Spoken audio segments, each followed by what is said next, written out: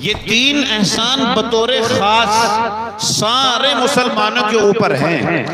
इनका जितना शुक्र अदा करें इतना कम है। मुसलमान किसे कहते हैं? मुसलमान। अब हम अपने इस प्रोग्राम को आगे बढ़ाते हैं और मैं वाज़ो खिताबत के उसी माहौल में आपको लिए चलता हूँ जहाँ आप थे, इसलिए कि आपके सामने नात नबी सल्लल्लाहु अलैहि वसल्लम आ गई। इसलिए अब हम चाहते हैं कि वाज़ो खिताबत के मैदान में चले जहाँ आप उलमाए किराम के वाज़ो खिताबत से मुस्तफ़ीज़ होंगे। तो आइए इसी अहम मकसद के तहत मैं दावत सुखन दे रहा हूँ। खतीब मिल्लत तर्जमान हक़ सदाक़त मैदान खिताबत के शहसवार हज़रत अक़दस हज़रत मौलाना मुफ्ती मोहम्मद उस्मान साहिब दामत बरकातुहुम, मैं हज़रत से निहायत ही अदब व एहतराम के साथ दरख्वास्त करता हूँ कि हज़रत कुर्सी खिताबत के ऊपर जलवा फरोज़ होकर हम तमाम सामिईन को अपने वाज़ अपने खिताब से मुस्तफ़ीज़ फरमाएँ। आप हज़रात इसी तरीक़े से सुकून और इत्मीनान के साथ बैठे रहें। अल्हम्दुलिल्लाह आपके सामने दूसरे उलमा और शुअराए किराम वो भी आपके सामने आना चाहते हैं, इसलिए आप ज़रा सुकून के साथ बैठे रहें।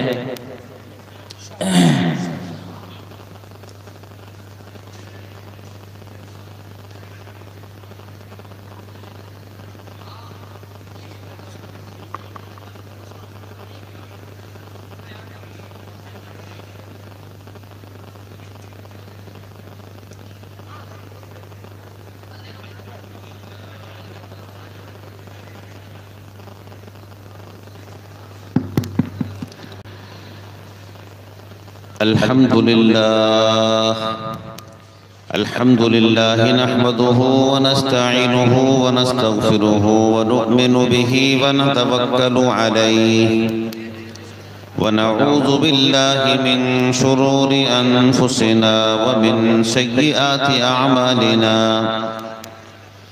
मन यहदिहिल्लाहु फला मुज़िल्ल लहु व मन युज़लिल्हु फला हादिय लहु वनशहदु अल्ला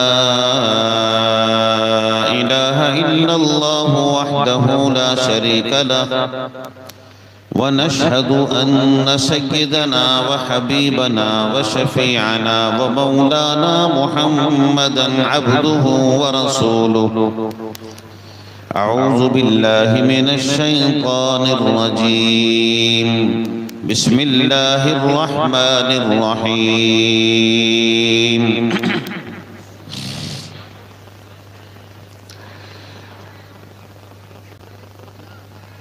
कुन्तुम खैरा उम्मतिन उखरिजत लिन्नासि तअमुरूना बिल मारूफि व यनहौना अनिल मुनकर। सदक़ल्लाहुल अज़ीम। वक़ाल नबी सल्लल्लाहु तआला अलैहि वसल्लम अय्युल खल्क़ि अअजबु इलैकुम ईमानन क़ालू अल मलाइका क़ाल रसूलुल्लाहि सल्लल्लाहु अलैहि वसल्लम व मा लहुम ला युमिनूना व हुम इंदा रब्बिहिम क़ालू अल अंबिया इला आखिरिल हदीस औ कमा क़ाला अलैहि सलातु वस्सलाम।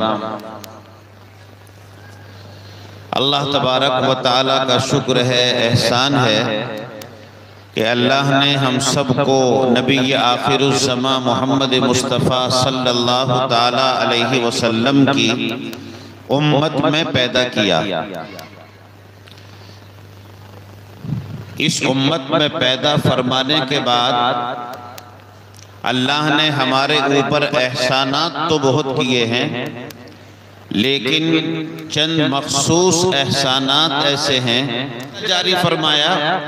ऐसे नबी की उम्मत में पैदा फरमाना अल्लाह का एक बहुत बड़ा एहसान है। दूसरा एक एहसान अल्लाह का ये है कि इस उम्मत में पैदा फरमाने के बाद अल्लाह ने हमें इंसान बनाया। मैं वो बात करूंगा आपसे जो आपकी समझ में आ जाए। मैं बहुत तेजी के साथ बोलकर अपनी बात को पेश कर दूं, न हमारे नौजवान समझते, न हमारी औरतें समझती, बात पल्ले नहीं पड़ती, क्या हो गया क्या कह दिया। इसलिए बात ऐसी करनी है जो आपके समझ में आ जाए और आप उसको समझकर याद रखें और उसके मुताबिक अमल करने की कोशिश करें। ये जितना नौजवान बैठा है, एक अफसोस और ताज्जुब की बात यह है कि आज ऐसी दीनी महफिल में भी इनके सरों के ऊपर टोपी नहीं है। कितने अफसोस की बात है। हम इस जलसे की जगह जगह जाके तारीफ करते हैं, भैसानी का जलसा, भैसानी के लोग सारी रात उलमा की बातों को सुनते हैं, इतना बड़ा मजमा होता है। तो अपने इस जलसे की जो ये रीत है और ये चलन है, इसको बाकायदगी के साथ में जरा जारी रखो। ये हमारे नौजवान जो जेब में 50-50 हजार रुपये के मोबाइल रखते हैं, लाखों रुपये के मोबाइल रखते हैं, कई हजार की पैंट और शर्ट पहनते हैं, कई हजार के जूते पहनते हैं और इन्हें 10, 20, 50, 100 रुपये की एक टोपी लेकर अपने सर पर नहीं रखी जाती। एक टोपी नहीं खरीद सकते हैं। इसलिए जिसकी जेब में टोपी है वो अपने सर पर टोपी रखो, और टोपी नहीं है तो कम अज कम रुमाल से ही अपने सरों को छुपा दो। ये अल्लाह के दीन की मजलिस, अल्लाह के नबी के दीन की मजलिस है। अल्लाह के दीन की मजलिस और अल्लाह के नबी के जिक्र के साथ जुड़ी हुई ये मजलिस है। अपने सरों को जरा ढांप के बैठो। तो एक एहसान क्या बताया, इस उम्मत में पैदा होना, और दूसरा एहसान अल्लाह का ये कि इस उम्मत में पैदा फरमाने के बाद हमें अल्लाह ने इंसान बनाया। हम सुनते हैं कि 18,000 मखलूकात अल्लाह ने पैदा की हैं। उन 18,000 मखलूकात में जो सबसे अशरफ है, जो सबसे अफजल है, जो अल्लाह के नजदीक सबसे मुकर्रम है और सबसे ज्यादा करीबी है, वो इंसान है। सबसे अशरफ मखलूकात में से मखलूकात में से सबसे अशरफ और सबसे अफजल जो बनाया है अल्लाह ने, वो इंसान को बनाया है। तो इस उम्मत में पैदा फरमाना एक एहसान, और दूसरा एहसान ये कि इस उम्मत में पैदा फरमा के अल्लाह ने हमें कोई जानवर नहीं बनाया, कोई हैवान नहीं बनाया, कोई दरिंदा परिंदा चरिंदा नहीं बनाया, ये इसी तरीके से कोई किसी तरह का जानवर नहीं बनाया और हमें इंसान बना दिया। ये अल्लाह का एक बहुत बड़ा एहसान है। तीसरा एहसान इससे भी बढ़कर यह है कि अल्लाह ने इंसान बनाकर हमें मुसलमान भी बनाया है।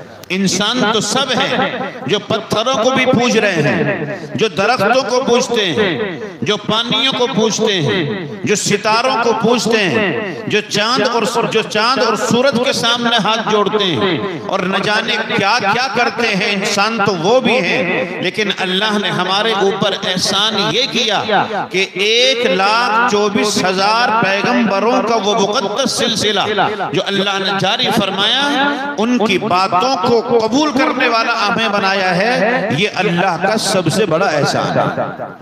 ये तीन एहसान बतौर खास सारे मुसलमानों के ऊपर हैं। इनका जितना शुक्र अदा करें इतना कम है। मुसलमान किसे कहते हैं? मुसलमान किसे कहते हैं ये हमें समझना चाहिए। कौन होता है मुसलमान? ईमान वाला कौन होता है? मुसलमान कौन होता है? अभी हमने अपनी हकीकत को समझा ही नहीं है। अभी हमने अपनी हकीकत को पहचाना ही नहीं है कि मुसलमान है कौन और मुअमिन है कौन। हम इसको समझते नहीं। मुसलमान के माना आते हैं मानने वाला। जो मानने वाला होता है उसका मतलब है कि ये मुसलमान है।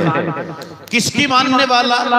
अपने बाप की या अपने भाइयों की या अपनी कौम के लीडर की या अपने चाल चलन की या अपने बिरादरी के रीत और रस्म और रिवाज की मानने वाला?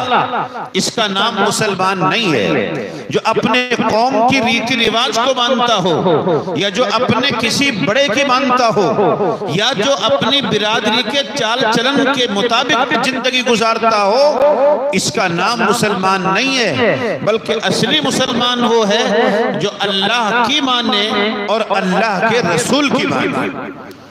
हमारी बिरादरी कहां जा रही है वो जाती रहे। हमारा कौम का बड़ा आदमी क्या कर रहा है करता रहे। हमारी बिरादरी का चाल चलन क्या है वो होता रहे। लेकिन मुझे अल्लाह की माननी है और अल्लाह के रसूल की माननी है। इसका नाम है मुसलमान। मुसलमान को हो क्या गया कि ये मुसलमान अपनी तो इसने बहुत दूर अपनी तहजीब को छोड़ दिया, अपने कल्चर को छोड़ दिया और दूसरों की तहजीब के साथ में ये बहता हुआ जा रहा है। हुनूद की तहजीब, यहूद की तहजीब, ईसाइयों की तहजीब, जितने दीगर लोग हैं वो जो करते हैं ये मुसलमान करता है। अफसोस ये है कि इसे गैरत नहीं आती कि अल्लाह ने इसे वो दीन दिया और वो मजहब दिया कि जिसकी सनद अल्लाह से लेकर आज तक और क़यामत तक महफूज है। जिस नबी को भेजा उस नबी के अल्फाज जब से वो नबी इस दुनिया से गए हैं आज तक वो अल्फाज जो कि तो महफूज हैं। ऐसा मुस्तनद दीन और ऐसा पाकीज़ा मजहब किसी को हासिल नहीं हुआ। लेकिन मुसलमान खुद उस मजहब की खिदमत कर रहा है, उसको हल्के में ले रहा है, उसके ऊपर अमल न कर उसके ऊपर अमल नहीं करता। इसके लिबास में दूसरों की तहजीब, इसके तमाम कामों में दूसरों की तहजीब है। अपनी तहजीब लेने के लिए ये तैयार नहीं। अफसोस इसी बात पर है, जगह जगह जलसे हो रहे हैं, जगह जगह उलमा की तकारीर हो रही है और उलमा तमाम बातें बतला रहे हैं, लेकिन ये मुसलमान उन बातों को मानने के लिए तैयार नहीं है। खुदा जाने इसके जहन में और दिमाग में है क्या, इस पर हमें अफसोस होता है। तो मुसलमान का नाम है क्या? मुसलमान का मतलब मानने वाला। किसकी मानने वाला? अल्लाह की मानने वाला, अल्लाह के रसूल की मानने वाला, इसका नाम है मुसलमान। और जो अल्लाह की मानता है और अल्लाह के रसूल की मानता है और खुसूसन वो आदमी जिसने रसूल को देखा भी नहीं है, जिसने किताब को उतरते हुए देखा भी नहीं है, जिसने रसूल को देखा उसको भी देखा नहीं है और फिर भी अल्लाह को मानता है, अल्लाह के रसूल को मानता है और अल्लाह के रसूल पर जो किताब नाजिल हुई उसको मानता है। इसके लिए हजरत नबी अकरम सल्लल्लाहु अलैहि वसल्लम ने मुबारकबादी और खुशखबरी दी है। एक मर्तबा हजरत नबी अकरम सल्लल्लाहु ताला अलैहि वसल्लम सहाबा के सामने बैठे हुए हैं। सहाबा किसे कहते हैं? बहुत से नौजवानों को अभी ये पता ही नहीं कि सहाबा कौन है। सहाबा ये सहाबी की जमा है। क्या मतलब? वो लोग जिन्होंने अल्लाह के नबी अलैहिस्सलातु वस्सलाम को ईमान की हालत में देखा और ईमान ही की हालत में वो इस दुनिया से चले गए, उसको सहाबी कहते हैं और उन्हीं की जमा है सहाबा। यानी बहुत सारे लोग वो जो अल्लाह के नबी के ऊपर ईमान लाए, अल्लाह पर ईमान लाए और उसी ईमान की हालत में दुनिया से रुखसत हो गए, अल्लाह के नबी के जमाने में उनको सहाबा कहते हैं। सहाबा अल्लाह के नबी के सामने बैठे हुए हैं और आप अलैहिस्सलातु वस्सलाम ने उनसे सवाल किया। गौर से सुनना, ये मेरे लिए और आपके लिए बड़ी खुशी की चीज है, लेकिन उसी के लिए है जो सही माना में अल्लाह के रसूल अलैहिस्सलातु वस्सलाम के तरीके के मुताबिक जिंदगी गुजार रहा है। आपने सहाबा से पूछा कि ये बताओ, अय्युल खल्क़ी अजब इलैकुम ईमानन, के मखलूक में सबसे ज्यादा ईमान के एतबार से पसंदीदा मखलूक कौन सी है? तुम सबसे ज्यादा ईमान के एतबार से अजीब, सबसे ज्यादा पसंदीदा, मखलूक में सबसे अच्छा ईमान, सब ईमान के एतबार से सबसे ज्यादा पसंदीदा तुम्हारे नजदीक कौन है?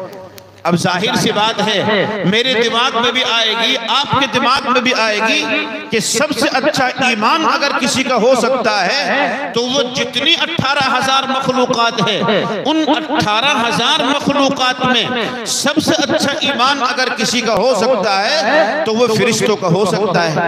इसलिए कि फरिश्ते वो मखलूक हैं जो अल्लाह की कभी नाफरमानी नहीं करते, अल्लाह की कभी नाफरमानी नहीं करते, और जो अल्लाह ने कह दिया उस पर अमल करते हैं। कुरान करीम कहता है ला यासून अल्लाह मा अमरहुम व यफअलून मा युमरून, वो कभी अल्लाह की नाफरमानी नहीं करते और जो अल्लाह उनसे कहता है उसी काम को करते हैं।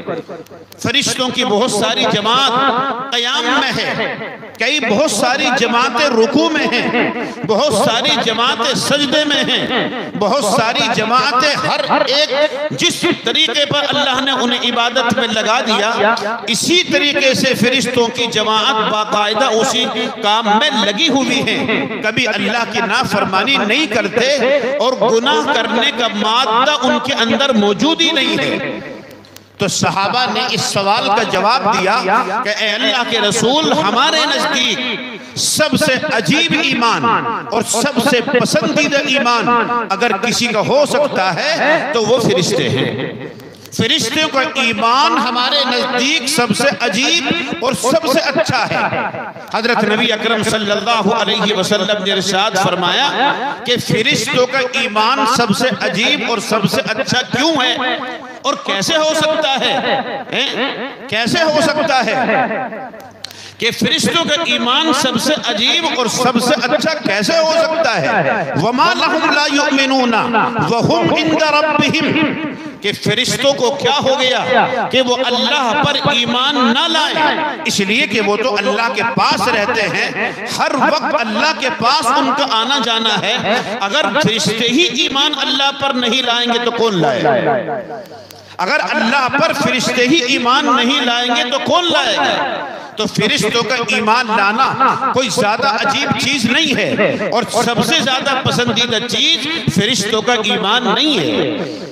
तो सहाबा ने अर्ज किया कि अगर फरिश्तों का ईमान सबसे अजीब और सबसे बेहतर नहीं है, ईमान के एतबार से सबसे अच्छे और पसंदीदा नहीं, तो फिर फरिश्तों के बाद में सहाबा ने कहा कि अल अंबिया, तो फिर ईमान के एतबार से सबसे ज्यादा पसंदीदा ईमान हमारे नजदीक अगर किसी का हो सकता है तो वो अंबिया हैं, वो नबी हैं, वो रसूल हैं, जिनके ऊपर अल्लाह तबारक व तआला ने किताबों को नाजिल किया है, अपने पैगंबर बना के इस दुनिया के अंदर भेजा है, फिर सबसे अच्छा ईमान उनका है। हजरत नबी अकरम सल्लल्लाहु अलैहि वसल्लम ने इरशाद फरमाया कि नबियों का ईमान सबसे ज्यादा अजीब और पसंदीदा कैसे हो सकता है? इसलिए कि उनके ऊपर तो अल्लाह की किताब नाजिल हो रही है और अल्लाह ने उनको नबी और पैगंबर बना के भेजा है। अगर वही अल्लाह पर ईमान नहीं लाएंगे तो कौन लाएगा? अगर भैसानी में जलसा हो रहा है, अगर भैसानी के लोग ही जलसे में न शरीक हों और जलसे को न सुने तो फिर क्या? और अगर ये जलसे में आ जाएं और बैठकर जलसे को सुन रहे हैं तो इनका क्या कमाल है? कमाल तो उनका है जो भैसानी से अलग के लोग हैं और वो आप पे जलसे में आकर बैठकर जलसे को सुने, कमाल उनका है। नबियों के ऊपर तो कुरान आ रहा है, इंजील आ रही है, तौरात आ रही है, ज़बूर आ रही है।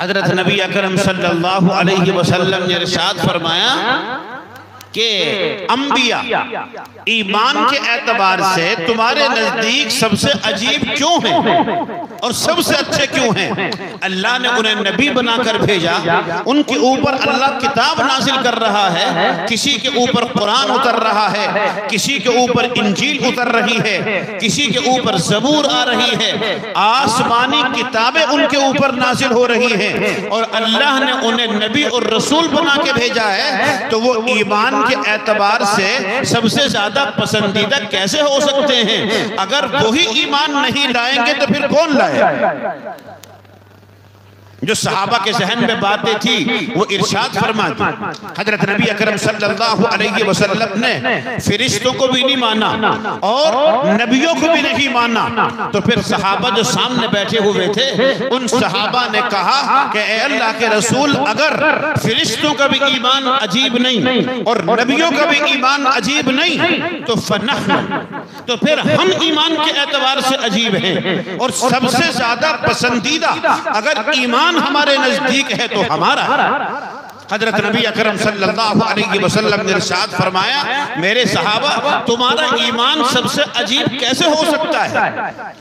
तुम्हारा ईमान सबसे अजीब कैसे हो सकता है और सबसे ज्यादा पसंदीदा कैसे हो सकता है? इसलिए कि वह आना बैना अदहुरिकुम, मैं तुम्हारे दरमियान में मौजूद हूँ, तुम मुझे देख रहे हो और मेरे ऊपर कुरान को उतरता हुआ देख रहे हो।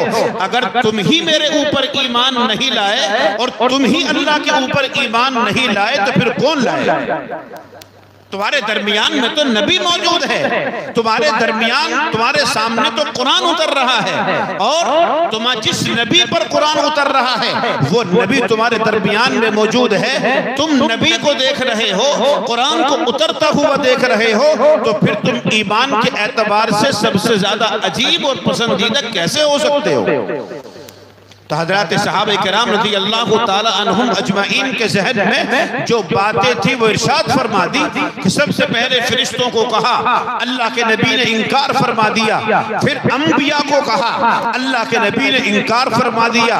फिर अपने आप को कहा, अल्लाह के नबी ने इनकार फरमा दिया। तो सहाबा ने फरमाया, अल्लाह व रसूलुहु आलम, अब हमें पता नहीं कि सबसे ज्यादा अजीब ईमान के एतबार से और पसंदीदा ईमान के एतबार से कौन सी मखलूक है हमें पता नहीं है। आप बताइए कौन सी मखलूक है? सुनो गौर से, बहसानी के लोगों जोर से सुनो। मेरे लिए भी खुशी की बात, आपके लिए भी खुशी की बात और क़यामत तक आने वाले मुसलमानों के लिए बहुत खुशी की बात है। लेकिन किन मुसलमानों के लिए खुशी की बात है वो मुझे बतानी है। हजरत नबी अकरम सल्लल्लाहु अलैहि वसल्लम ने इरशाद फरमाया, कौमुन यकूनून बअदकुम या यकूनून बअदी, एक जमाना आएगा, लोग आएंगे मेरे बाद में जिन्होंने मुझे नहीं देखा होगा, जिन्होंने मेरे ऊपर कुरान को उतरते हुए भी नहीं देखा होगा और जिन्होंने मुझे देखा है उनको भी नहीं देखा होगा। न सहाबा को देखा, न ताबीईन को देखा, न तबे ताबीईन को देखा, न नबी को देखा, न नबी के ऊपर कुरान को उतरता हुआ देखा, लेकिन इसके बावजूद भी युमिनून बिहा, उसके ऊपर ईमान रख रहे हैं, उसे मान रहे हैं। अल्लाह के रसूल को माना, अल्लाह के रसूल पर जो किताब उतरी उसको माना।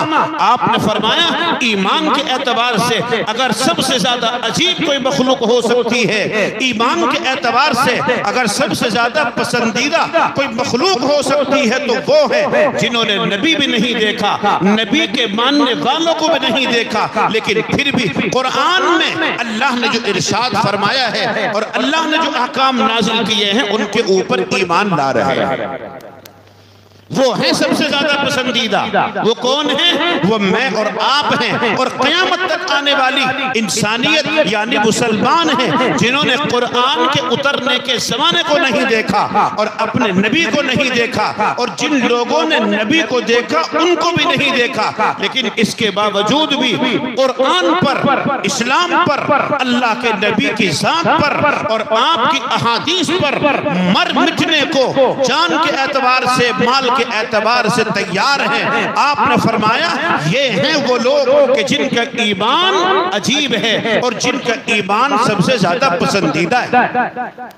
हजरत नबी अकरम सल्लल्लाहु अलैहि वसल्लम ने दूसरी हदीस शरीफ में इरशाद फरमाया, मेरे सहाबा तुम्हारे लिए एक मर्तबा तूबा यानी खुशखबरी, तुम्हारे लिए मुबारकबादी एक मर्तबा, और वो लोग जिन्होंने मुझे नहीं देखा, मेरे सहाबा को नहीं देखा, मेरे ऊपर कुरान को उतरते हुए नहीं देखा, फिर भी मेरे ऊपर ईमान लाए, अल्लाह पर ईमान लाए, कुरान को माना, कुरान के अहकाम को माना। आपने फरमाया तुम्हारे लिए एक मर्तबा मुबारकबादी है और उन लोगों के लिए 7 मर्तबा मुबारकबादी है, उनके लिए 7 मर्तबा खुशखबरी और मुबारकबादी है। ये इसमें मैं और आप हैं। हजरत नबी अकरम सल्लल्लाहु अलैहि वसल्लम ने इरशाद फरमाया, सबसे अजीब ईमान और सबसे पसंदीदा ईमान उन लोगों का है जिन्होंने कुरान को उतरते हुए नहीं देखा, नबी को नहीं देखा, जिन्होंने नबी को देखा उनको भी नहीं देखा, लेकिन आएंगे मेरे बाद में अपनी जानों को कुर्बान करके और आपने माल को कुर्बान करके मेरी ज़ियारत करना चाहेंगे। जहां मैं रहता हूं उस मकाम की ज़ियारत करना चाहेंगे, जहां मैं चला हूं उस मकाम की ज़ियारत करना चाहेंगे, जिस जगह मैं गया हूं उस जगह की ज़ियारत करना चाहेंगे। जो अल्फाज मैंने बोले हैं उन अल्फाज को सुनना और समझना चाहेंगे। उनके लिए तूबा सबआ मर्रातिन, उनके लिए 7 मर्तबा खुशखबरी। इसमें मैं और आप हैं। अपने मालों को खर्च करके हाजी कई लाख रुपए खर्च करके मक्का और मदीना जा रहा है, क्यों? अल्लाह के रसूल के रोजे की ज़ियारत हो जाए, जहां आपके कदम पड़े हैं वो जगह मुझे देखने को मिल जाए, जहां आप रहे हैं वो मकान मुझे देखने को मिल जाए, जहां अल्लाह के नबी के सहाबा रहे हैं वो जगह मुझे देखने के मिल जाए। कई लाख रुपए खर्च करके वहां जो जा रहे हैं, इसके अलावा कोई और वजह नहीं है। उम्रे वाले, हज वाले जो मक्का और मदीना का सफर करते हैं, इसके अलावा कोई और वजह उनकी नहीं है। तो ये हजरत नबी अकरम सल्लल्लाहु ताला की तरफ से हम लोगों के लिए एक खुशखबरी और मुबारकबादी है। लेकिन किन के लिए? ये उनके लिए है जो अपने मालों को अल्लाह के दीन पर और अल्लाह के रसूल अलैहिस्सलातु वस्सलाम की अहादीस को सीखने और सिखाने के लिए और मजहब की हिफाजत के लिए अपने माल को खर्च करते हैं। अगर फजूल खर्ची करेंगे तो फिर ये इस खुशखबरी और मुबारकबादी के मुस्तहिक नहीं है। ये इंसान क्या कर रहा है? आज का मुसलमान क्या कर रहा है? इसका माल और इसकी मालियत कहां जा रही है? ये मैं और आप अपनी आंखों से देख रहे हैं। इस इंसान की जिंदगी में बहुत सारे वाकयात पेश आते हैं, लेकिन एक अहम वाकया जो आता है इसकी जिंदगी में, जिसकी वजह से इसकी जिंदगी में इनकलाब आता है और उस चीज से वास्ता सबको पड़ता है। अल्लाह के अलावा जितनी मखलूकात हैं सबको उस चीज से वास्ता पड़ता है, लेकिन ये इंसान उस चीज का मुकल्लफ है, इसके ऊपर कुछ अहकाम मुरत्तब होते हैं। क्या है वो चीज?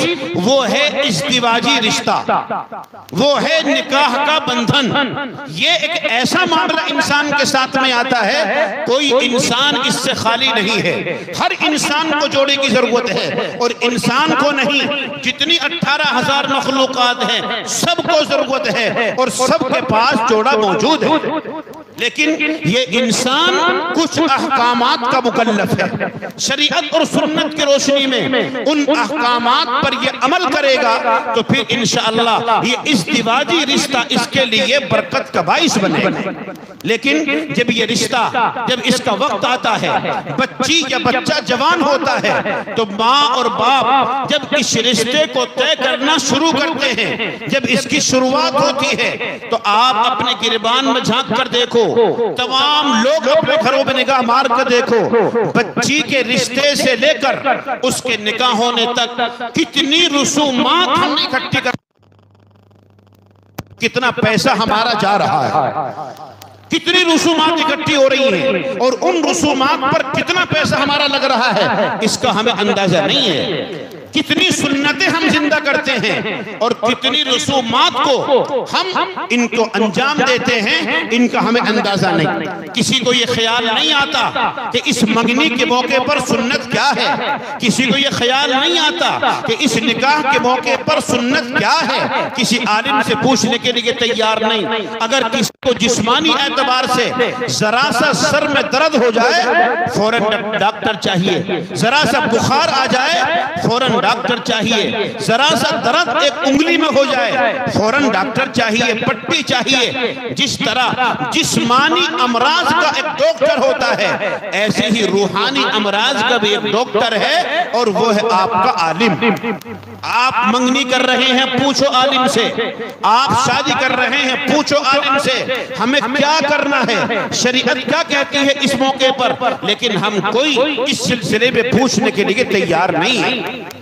देखते वक्त में लड़की को देखने के लिए कितने आदमी जा रहे हैं, कौन कौन जा रहे हैं, हमें सबको पता है। जिन हजरात को उस लड़की को देखने की इजाजत नहीं देख सकते, नाजायज हराम और हराम है, वो लोग जाकर उस लड़की को देख रहे हैं और उस लड़की का क्या क्या देख रहे हैं, क्या क्या हो रहा है, वो सबको पता है। कितने लोग जाते हैं देखने के लिए और अगर वो फिर पास आ जाती है तो फिर उसकी चिट्ठी लेने के लिए कितने जाते हैं और फिर अगर उस चिट्ठी में ही पास आ गए तो फिर निकाह के लिए कितने जाते हैं, ये हम सबको पता है। और उस निकाह के मौके पर क्या क्या हो रहा है, कितना माल हम खर्च कर रहे हैं, इसका हमें अंदाजा नहीं है। और बेजार रसूमात में खर्च हो रहा है, कहीं डीजे में, कहीं आतिशबाजी में, कहीं नाचने वाली और नाचने वालों में, इन पर हमारा पैसा जा रहा है और इस पर हमारी नजर नहीं है। ये पैसा और ये माल इस काम पर खर्च करने के लिए नहीं है कि आप डीजे बजाएं, आप आतिशबाजी करें या आप नाचने वाली गाड़ियां या नाचने वाले लड़कों को इकट्ठा करके अपने शादी के मौके पर नचाएं और उनके ऊपर पैसा बर्बाद करें। ये माल इसलिए नहीं है। हमने शादियों को एक तमाशा बना दिया। याद रखो, ये शादी का जो बंधन है ना, इसके ऊपर बहुत सारे रिश्ते कायम हो रहे हैं और इसके जरिए से बहुत सारे रिश्ते वजूद में आ रहे हैं। इसीलिए हजरत नबी अकरम सल्लल्लाहु अलैहि वसल्लम ने निकाह के मौके पर जितनी आयतें कुरान करीम की पढ़ी हैं, सबके अंदर तकवे का जिक्र है। तकवे का मतलब अल्लाह से डरो। इस मौके पर अल्लाह से डरो। अगर तुम अल्लाह से इस मौके पर डरोगे तो इंशाअल्लाह तुम्हारी नस्लें सही पैदा होंगी और तुम्हारी बात को मानने वाली बनेगी। जितने रिश्ते इसके ऊपर कायम हो रहे हैं वो सब सही होंगे और जितने रिश्ते और जितनी नस्लें इससे वजूद में आएंगी वो सब इंशाअल्लाह नेक होंगे। और अगर आपने इसमें तकवे तहारत का लिहाज नहीं किया, सारी रसूमात को इसके अंदर इकट्ठा कर दिया, तो हो सकता है ये रिश्ता बाकी रहे या ना रहे। या जिन रिश्तों की बुनियाद इसके ऊपर टिक रही है वो रिश्ते बाकी रहे या ना रहे। जो नस्लें इस निकाह से वजूद में आएंगी वो सही हो या ना हो, इसका कुछ पता नहीं। इसलिए निकाह के मौके पर हमें अल्लाह से डरते रहना चाहिए। इस मौके पर क्या क्या होता है, एक नई रस्म और निकली है। क्या? हल्दी का लगाना। लोग हमसे कहते हैं कि इसके ऊपर भी बात करनी चाहिए। हमें पता नहीं ये हल्दी कौन लगाता है, ये कैसे लगती है, ये क्या इसकी वजह होती है। हल्दी लगाने की रस्म, मेहंदी लगाने की रस्म, ये तमाम की तमाम रसूमात इस्लाम के अंदर इनका कोई तज़किरा नहीं है, कोई हदीस में नहीं, किसी कुरान में नहीं। मेहंदी कौन लगाता है? ना महरम औरत। कौन लगाता है हल्दी? ना महरम औरत। जिसका हाथ लगाना भी इस लड़के के से जायज नहीं, ये इस लड़के का उस औरत से हाथ लगाना जायज नहीं। वो उसको मेहंदी लगा रही है, वो उसको हल्दी लगा रही है, बिल्कुल नाजायज और हराम है। ये मेहंदी की रस्म हो या हल्दी की रस्म हो या इसी तरीके से एक और चीज चली हमारे मुआशरे में, बर्थडे, जिसको जन्मदिन कहते हैं, उसको भी मनाया जाने लगा ईसाइयों की तरह। इसका भी कोई शरीयत और सुन्नत में सबूत नहीं है। ये कहां से आया? ये हिंदुओं से आया, ये ईसाइयों से आया, ये यहूदियों से आया। हमारा माल इन रसूमात पर खर्च हो रहा है, इसके लिए मुबारकबादी नहीं है।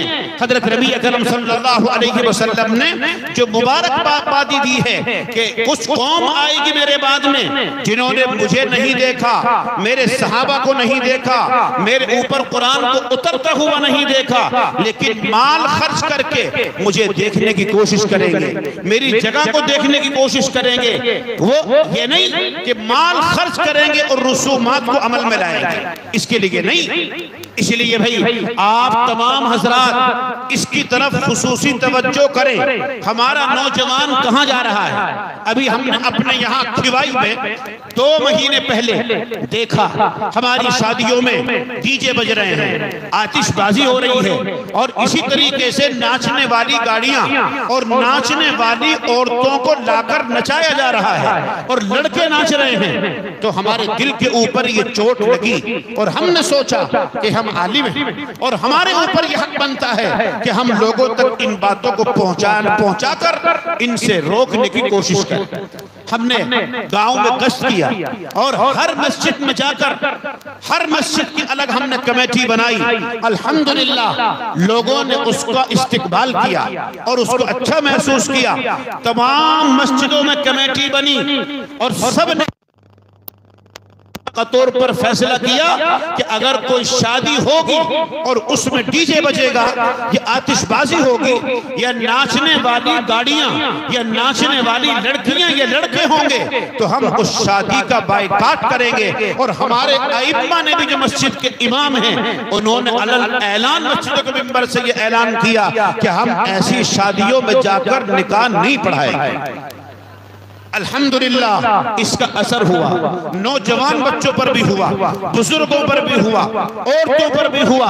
1 महीने के बाद जो हमने कारगुजारी ली और सारी मस्जिदों की कमेटियों को इकट्ठा किया तो अल्हम्दुलिल्लाह किसी मस्जिद के हलके से कोई बात ऐसी हमारे सामने नहीं आई कि शादी हुई और उसमें आतिश डीजे बजे हो या उसके अंदर नाचने वाली गाड़ियां या नाचने वाली लड़कियां ये लड़के आए हों।